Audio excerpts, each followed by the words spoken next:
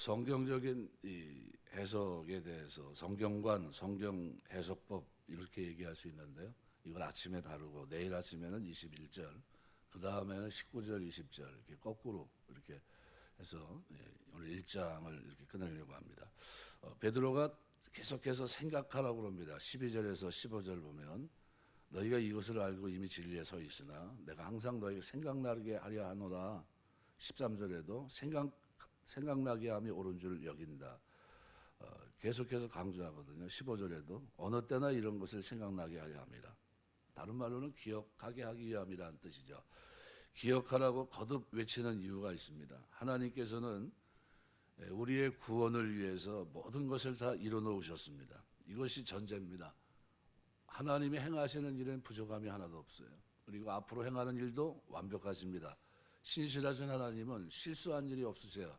한 번도 실수하고 부르심이나 택하심을 하나님은 인생이 아니기 때문에 이렇게 후회하지 않으십니다. 그러니까 우리가 이것을 기억한다는 것은 하나님이 우리에게 베푸신 이미 행하신 구원을 누리는 데 있어서 필수적입니다.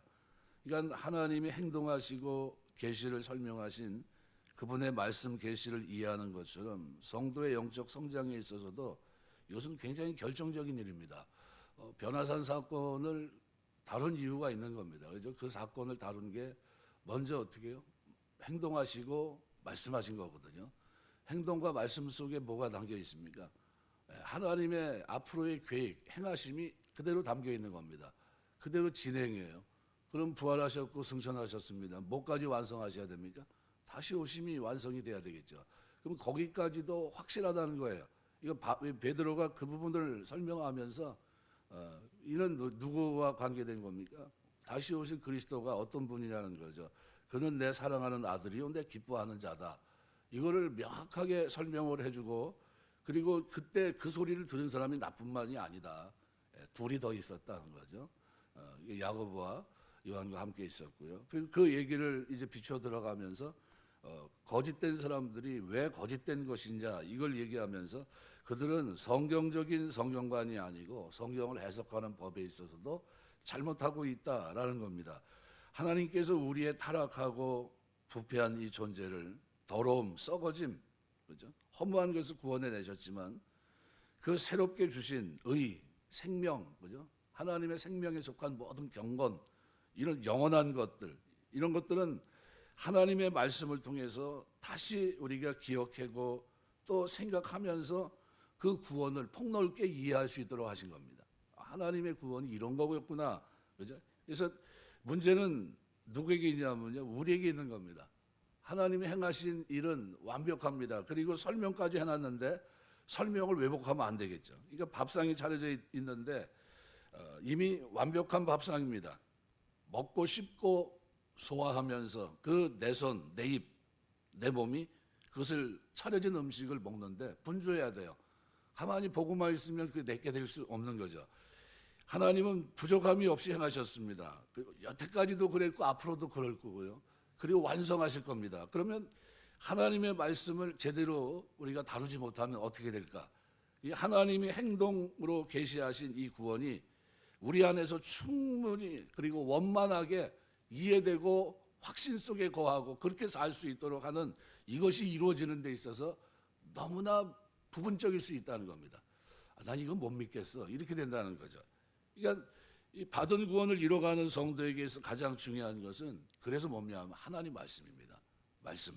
하나님의 말씀이 여러분 마음판에 잘 새겨지게 되시길 주의 이름으로 축원합니다. 이 말씀을 붙잡고 깨닫고 살아가는 겁니다. 그래서 그 말씀은 하나님께서 우리 안에 실제로 행하신 구원 행동을 설명하고 깨달아 알게 합니다. 언제예요? 그 말씀을 생각할 때입니다. 생각할 때. 말씀을 구약으로 말하면 뭡니까? 묵상입니다. 묵상. 구약으로 말하면 주의 말씀을 주야로 묵상하는 자로다. 저는 시냇가에 심은 나무와 시절을 쫓아 과실을 맺으며 그 잎사귀가 마르지 아니함 같으니 행사가 다 형통하리로다. 하가 한다는 이 묵상은 말로서 계속 고백하는 거거든요. 고백. 똑같습니다. 여기 하나님 말씀을 우리 안에서 실제로 행하신 구원 행동을 설명하고 깨달아 알게 하시는 때 그렇게 할 때 성도 안에서 뭐가 바뀌냐면 존재적인 또는 성품적인 변화가 풍성이 일어납니다. 네, 말씀 속에서 뭘 아니까요? 하나님이 행하신 일을 알게 되니까요. 감격해서 잠을 이루지 못합니다. 하나님께서 행하신 이 구원 행동이 그분의 말씀과 계시를 통해 그의 안에 그 영적 생명의 역사를 풍성히 일으킵니다. 그래서 말씀을 바로 대하지 못하면, 그죠? 그것을 무시하거나 그 말씀을 왜곡하는 거짓 가르침처럼 교회 성장에 있어서도 치명적입니다. 한 성도가 바르게 세워지는 데 있어서 바탕은 뭡니까? 말씀입니다. 그러니까 이단의 경우는 바로 그런 경우입니다. 말씀이 드러내는 정당한 교리를 왜곡하고 다른 가르침을 만들어내면서 이미 일어난 구원 행동이라도 그 성도에게 제대로 적용되지 못하도록 미혹하고 바른 길을 벗어나게 합니다. 정도를 걷지 못하게 합니다. 베드로는 이제 이 말씀을 바로 대하는 일, 바로 해석하는 법에 대해서 19절에서 21절 말씀에서 설명합니다. 하나님께서 그 아들을 세상에 보내셨어도 보내신 사실을 선포하고 설명하는 말씀을 그대로 받지 못한다면 하나님께서 그 아들을 주신 효력이 그에게 미칠 수 없는 것과 똑같습니다. 아들을 왜 주신 거야? 서부터 시작해서 아들이 그래서 오신 거구나. 예언과 선지자의 모든 성취, 이걸 바르게 알지 못하면요, 그럼 엉뚱하게 생각합니다. 그래서 이단들은 한결같이 예수 그리스도에 대한 성경의 바른 증언, 바른 가르침을 왜곡합니다. 십자가에 죽으시고 부활하사 세상을 이기시고 죽음을 이기시고 구원을 주신 사실을 바꿀 수 없기 때문에 차라리 구속의 사실에 대한 진리를 거짓으로 바꾸려고 합니다. 요한복음 8장 44절, 거짓의 아비 마귀에 대해서 표현합니다. 마귀는 뭡니까? 진리를 왜곡시키는 일을 합니다. 거짓. 그러니까 마귀는 예수님께서 십자가 지신 일을 처음서부터 막으려고 그랬어요. 그래서 마태복음 4장에 보면 광야에서 줄이시고 사역을 시작하실 때 그때서부터 어떻게 해요? 세 가지 시험을 들고 왔습니다. 십자가를 지지 못하도록 그냥 다이렉트로 어떻게 해요? 영광을 취할 수 있는 길을 제시합니다. 하지만 실패했죠. 끝났습니까? 포기했습니까? 포기하지 않아요. 계속해서 어떻게 해서든지 예수님에 대한 성경의 바른 가르침을 왜곡하고 사람들로 하여금 믿지 못하게 하고 믿어도 잘못 믿도록 하는 역할을 합니다. 그게 미혹입니다. 미혹. 그래서 마태복음 28장 11절에서 15절, 요한일서 2장 18절에서 22절, 요한일서 4장 1절에서 3절 같은 말씀들, 계속 마귀의 하는 일은 뭐 하는 겁니까? 하나님의 백성들이 진리를 제대로 정상적으로 받아들이지 못하도록 미혹하는 겁니다. 이단은 끝단짜입니다. 끝이 약간 달라요. 성경을 제대로 다 받아들이지 못하도록 끝만 살짝 바꿔놓는 겁니다. 그런 역할을 해요. 그러니까 주의 강림을 부인하고 거짓 가르침을 만들어내는 거짓 교사들의 근본적인 문제를 여기서 다루면서요, 진리를 왜곡하는 그들의 가장 큰 작전이 뭐냐 하면 성경을 보는 관점, 성경을 해석하는 방식을 왜곡하는 겁니다. 이거를 사도 베드로가 19절에서 21절까지 기록을 해놓은 겁니다. 그러니까 베드로후서 1장은 거짓 교사들의 거짓 가르침, 그들의 부패한 행실에 대한 교회 해법을 제시했는데 첫 번째가 뭡니까? 신성한 성품에 참여하는 겁니다. 말씀을 듣고 그저 하늘에 대한 소망으로 그저 피해, 세상의 썩어짐으로 피해 생명과 경건에 속한 것으로 내 안을 채우는데 그게 뭐예요? 신성한 성품. 그래서 그건 뭡니까? 더하면 믿음의 덕을 덕이 지식의 절제를 절제 인내 경건을 경건에 형제의 사랑을 더하면 어떻게 해요? 넉넉히 주시리라. 뭘요? 너희의 택하심과 부르심을 굳게 하는 일일 뿐만 아니라 그것은 하나님이 약속한 뭐를요? 천국, 영원한 나라에 들어감을 넉넉히 너희에게 주실 것이다. 이게 첫 번째 구원받은 사람들의 어떻게 이단을 이길 수 있는 힘이고, 두 번째는 뭡니까?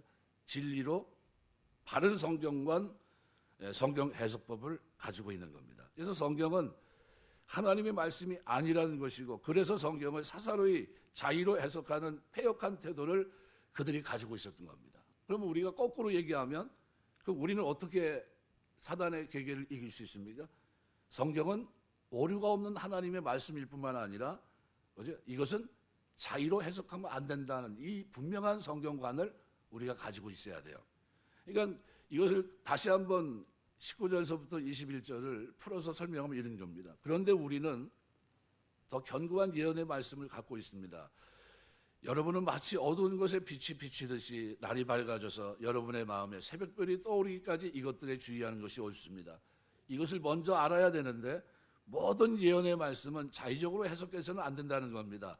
왜냐하면 예언은 어느 때나 사람의 뜻으로 정해진 것이 아니라 거룩한 성령에 의해 움직이는 사람들이 하나님에게 받아 말한 것이기 때문입니다. 라는 표현이에요. 이걸 이렇게 바꿔서 읽을 수 있습니다. 그래서 여기 초점은 뭐냐면요, 사사로이, 개역 개정은 또 다른 성경에서는 자이로 이렇게 됩니다. 자이로. 아디아스라는 말인데 20절, 너희가 알 것은 성경의 모든 예언은 사사로이 풀 것이 아니다. 그러니까 사사로이 해석한다는 것은 성경의 저자인 하나님 자신이 의도하신 의미에 개의치 않고 그 말씀에다가 그죠? 행동하시고 그죠? 그다음에 어때요? 말씀하신 이 말씀에다가 해석자 자신의 뜻을 임의로 집어넣고 풀어내는 아주 교만하고 방지한 태도를 말합니다. 변화산 사건을 우리 멋대로 해석할 수 있나요? 그렇게 하면 안 되겠죠. 알레고리카라는 것은 그걸 어떻게 해요? 왜곡시키는 걸 말합니다. 변화산 사건을 만약에 이렇게 한번 한다고 생각해 보세요, 여러분. 본문하고 전혀 상관없이 거기 세 사람이 있었습니다. 베드로, 요한, 야고보입니다. 하면서 이 의미를 거기다 부여하고 있다 한번 생각해 보세요. 베드로는 뭐 했고 요한은 뭐 했고 하면서 거기에 거기다 초점을 맞추면 됩니까, 안 됩니까? 그건 안 돼요. 왜 안 됩니까? 거기서 초점은 어디입니까? 별세하신다는 데 있어요. 별세. 예수님께서 제2의 출애굽 그것을 소식을 전해 듣고 그가 누구라는 거예요? 하나님의 아들이시라는 거기에 초점이 맞춰져 있는데, 그리고 그가 하시고 영광스러운 다시 오실 그분의 그것을 어떻게 영광의 모습을 보여준 거거든요. 마지막 모든 것을 완성하시고 오실 그 모습을 보여준 건데 그게 초점인데 그거는 온데간데 없이 사라지고 초막셋을 짓다고 했는데 초막셋이 뭘까? 이거는 우리가 가져야 될 뭐 믿음, 소망, 사랑이다 이렇게 얘기하면 되겠습니까? 그걸 알레고리카라는 해석이라고 하는 겁니다. 성경과 전혀 관계없이 자기 생각을 자의적으로 집어넣어서 해석하는 거죠. 이건 말이 안 되는 거죠. 그런데 그걸 말이 안 되는 걸 그렇게 말하는 사람들이 있다는 겁니다. 그러니까 성경의 저자인 하나님의 사람이 의도하신 그 의미에 개의치 않고 말씀에다 해석자 자신의 뜻을 임의로 집어넣고 풀어내는 아주 교만하고 방자한 태도, 이게 사사로이라는 거예요. 사사로이. 원래는 이디오스라는 이 말은 다른 사람의 것이 아닌 자기 자신의 원소운이란 단어입니다. 자기 자신의 것이. 그러니까 거짓 교사들은 탐욕을 쫓았는데 발람 선지자처럼 하나님 말씀이 아니라 자기 자신을 법으로 삼아 자기의 아디아스, 이디아스라는 건데 불법을 쫓아가는 사람들입니다. 그래서 2장에도 보면 2장 16절에 보면 이렇게 표현합니다. 자기의 불법으로 말미암아 책망을 받되. 누구 겁니까? 하나님 말씀대로 살아가서 고난을 받고 이런 게 아니라 자기 겁니다. 자기 거. 또 2장 22절에도 보면요 이렇게 표현합니다. 참된 속담에 이르기를 개가 그 토하였던 것에 돌아가고 돼지가 씻었다가 더러운 구덩이에 도로 누웠다는 말이 그들에게 응하였도다. 이 자기의 토한 것을 먹듯이 자신이 속해 있는 세상의 더러움으로 돌아갑니다. 그러니까 계속해서 이게 뭐와 관계되어 있습니까?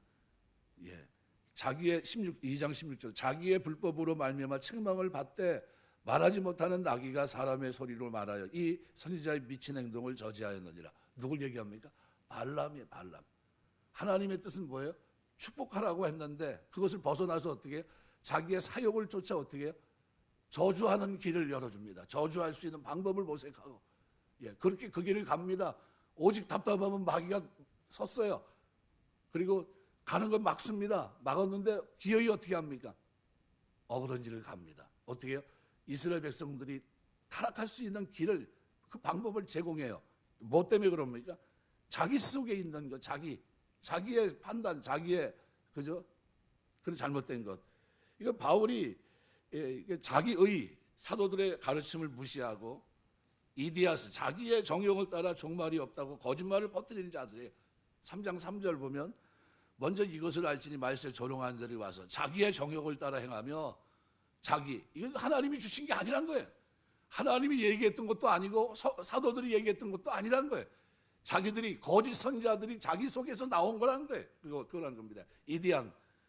그러니까 바울이 이 편지를 억지로 풀다가 다른 사람들이 아니라 결국 자기의 멸망을 초래하는 자들이다 이렇게 표현합니다. 그래서 3장 16절에 보면요 이렇게 표현해요.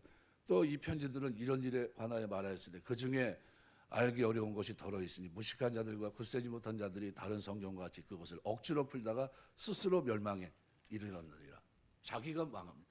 자기가 그렇게 해놓고 자기가 그 길을 걷고 자기가 망하는데 그게 무슨 길입니까? 미혹하는 길이에요. 미혹하는 길. 그러니까 굉장히 안 좋은 거죠. 그래서 베드로는 이 거짓 교사들의 특징이 자기 자신 여기에 기원을 두고 있고 여기에 방법을 두고 이것이 목적으로 삼는 자기밖에 없는 태도에 있음을 반복해서 묘사합니다. 4번이나 계속 강조해요. 그러니까 이 베드로후서에서 사사로이 자이로라는 이 표현은 4번 모두 근본적으로 거짓 교사들이 성경 해석과 관련해서 드러내는 방자하고도 파괴적인 태도를 꼬집어 말할 때 사용됩니다. 다시 말해서 거짓 교사들이 성경을 자의로 해석한다고 하는 것은 남의 말에다 제 것을 집어넣은 식으로 다만 하나님 말씀을 빌리는 것 같은데 말씀의 원래 의미를 빼내버리고 말씀의 권위, 형식만 훔치는 해석학적인 도둑질 같은 그런 방식을 얘기합니다. 우리가 하나님의 말씀을 하나님의 말씀으로 받게 되시길 주의 이름으로 축원합니다. 이게 굉장히 중요한 겁니다. 만약 어떤 중요한 말을 여러분이 친구에게 야 이거 좀 얘기 좀 해줘라. 내가 좀 바쁘니까 나중에 거기서 보자. 그리고 얘기했는데 그 친구가 잘 듣는 것 같아요. 듣더니 그만 의도와는 관계없이 전혀 엉뚱하게 앞뒤 다 잘라먹고 자기 마음대로 나쁘게 해석해서 여기저기 퍼뜨리고 다니면서 그런 게 아니야. 그냥 얘기했는데 그거 다 거짓말이야. 많은 식으로 돌아다녔다면 여러분 어떻게 하시겠습니까? 가만두겠습니까? 예? 왜곡시킨 거 아니에요 지금. 지금 만나자고까지 얘기했고 어디서 만나자 다 돼 있는데 그걸 다 아니야 그런 얘기 아니야. 그럼 그냥 자기 그냥 지나가는 말로 한 소리야. 하는 식으로 그냥 왜곡시켜서 아무도 안 왔다 한번 생각해 보세요.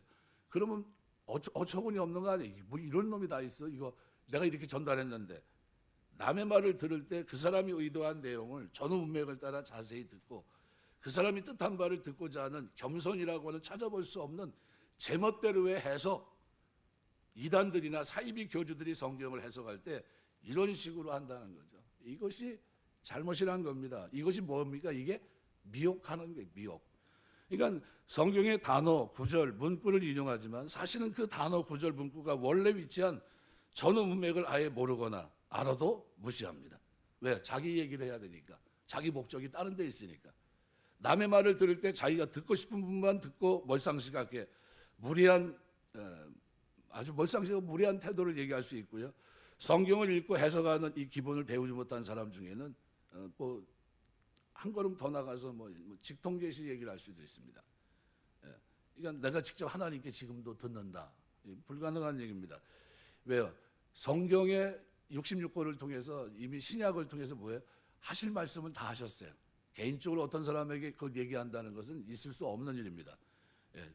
구원사에 있어서 일어나는 일들은 이미 행동으로 다 하셨고 그것을 어떻게 말씀으로 보완하고 계셨은 겁니다. 그거를 설명하는 거예요. 그러니까 유다서에 나타난 거짓 교사들의 특징을 보면요. 유다서에 보면 8절에서 10절 같은 데 보시면은 그런데 꿈꾸는 이 사람들 그와 같이 육체를 더럽히고 권위를 업신여기며 영광을 비방하는도다. 천사장 미가엘이 모세의 시체와 나의 마귀와 다투어 변론할 때 감히 비방하는 판결을 내리지 못하고 다만 말하되 주께서 너를 꾸짖기를 원하노라 하였거늘 이 사람들은 무엇이든지 그 알지 못하는 것을 비방하는도다. 또 그들은 이성 없는 짐승같이 본능으로 아는 그것으로 멸망하였느니라. 이렇게 얘기합니다.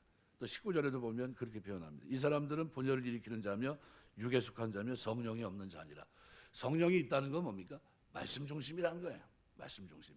성령은 하나님의 말씀을 가지고 기록된 이 말씀을 가지고 어떻게 해요? 그대로 성경적인 해석을 가지고 살아간다는 겁니다. 그러니까 이 베드로후서에서 거짓 교사들은 오늘날 뭐로 표현할 수 있냐면 세속적인 인본주의자들과 비슷합니다. 성경을 어떻게 믿느냐는 것, 입으로는 말씀으로 고백할지 모르지만 실제로는 성경은 사람들이 쓴 것이기 때문에 오류투성이라고 말하고 그렇게 믿고 있는 사람들입니다. 이것이 거짓 교사들이 성경을 대하는 특징입니다. 그래서 말로는 하나님 말씀으로 믿는다고 할지 몰라도 실제로는 하나님 말씀으로 대하지 않는 거예요. 그래서 성경이 하나님의 말씀으로서 하나님께로부터 가감없이 전달됐다는 사실을 믿지 않습니다. 그러니까 자의적으로 해석해요. 자기들 마음대로 해석해요. 그렇게 해석하고도 양심에 거리낌이 없어요. 그 진짜인 것처럼. 베드로는 바로 이 부분을 19절에서 21절 이 점을 지적하면서 잘못된 성경관, 훈련되지 못한 자의적인 성경 해석법을 부숴버립니다. 그리고 나서 2장에 들어가 거짓 교사들의 부패한 행실을 폭로하고 3장에 들어가서는 그들의 거짓 가르침을 차례로 부셔버립니다.